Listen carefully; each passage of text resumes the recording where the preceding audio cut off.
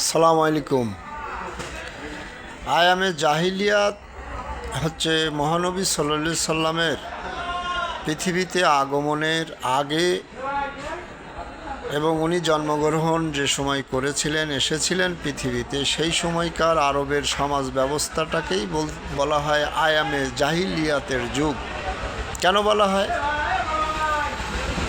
সে সময় মানুষের সাথে মানুষের কোনো মানবতা, কোনো সততা, কোনো ধর্ম, কোনো মানবতা প্রেমই ছিল না। যার মূল্য তার। ঠিক কেমন ধরনের? গরিব মানুষদেরকে তারা কেনা বেচা করত, তারা যেভাবে ধনীরা তাদেরকে যেভাবে ব্যবহার করত তারা সেইভাবে ব্যবহার হয়। নারীরা তাদেরকে ভোগের সামগ্রী মনে করত। নারীদেরকে কড়াই করে কিংবা বিবাহ করে তাদেরকে যা খুশি ইচ্ছা, যেভাবেই ইচ্ছা তাদেরকে মনে করেন তাদেরকে দিয়ে সব কিছু করানো হতো। ভোগের সামগ্রী বলা হয় এটা। তাছাড়া নবী করিম সাল্লাল্লাহু আলাইহি সাল্লাম এসে দেখলেন মানুষের সাথে মানুষের কোনো হৃদ্রতা নেই, মানুষের সাথে মানুষের কোনো সততা, কোনো কিছুই নেই। একজন আরেকজনকে খুন করছে, একজন আরেকজনের সঙ্গে রাহাজানি করছে, জোর জাল মূল্যকার, এ ওর সম্পদ দখল করছে, ওর মেরে গিয়ে আসছে, কোনো বিচার নেই, বিচারহীন সমাজ। তাছাড়া তিনি দেখলেন 360টা মূর্তি কাবা শরীফের মধ্যে। এই 360টা মূর্তি, এক এক গোত্র এক এক মূর্তিকে পূজা করে। পূজা নিয়ে ওদের ভেতরে হানাহানি ছিল, মারামারি ছিল, রক্তপাত ছিল। তারা শিশু কন্যা জন্মগ্রহণ করলে সেই শিশু কন্যাকে তারা জীবন্ত কবর দিত।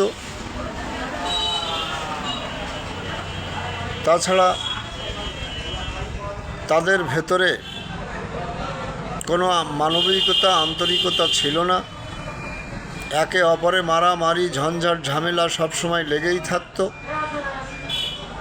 এইগুলো সংস্কার করার জন্যে পৃথিবীতে আল্লাহ রসুলকে আল্লাহ পাঠালেন জিবরাইলের মারফতে। কিভাবে সমাজ পরিবর্তন করতে হয়, কিভাবে মানুষের সাথে মানুষের হৃদ্রতা পোষণ করতে হয়, একটা সুন্দর পরিবেশ সৃষ্টি করার জন্যে, মানুষে যাতে হানাহানি, কাটাকাটি, মারামারি, রক্তপাত এবং নারীর সমস্ত অধিকার কিভাবে পূরণ করতে হবে তার দিক নির্দেশ, সমস্ত সার্বিক দিক দিয়েই আল্লাহর রসুলকে আল্লাহ পাঠিয়ে সেই আয়ামে জাহিলিয়াতের যুগ পরিবর্তন করে একটা সুষ্ঠু সুন্দর পরিবেশে রাষ্ট্র পরিচালিত হলো।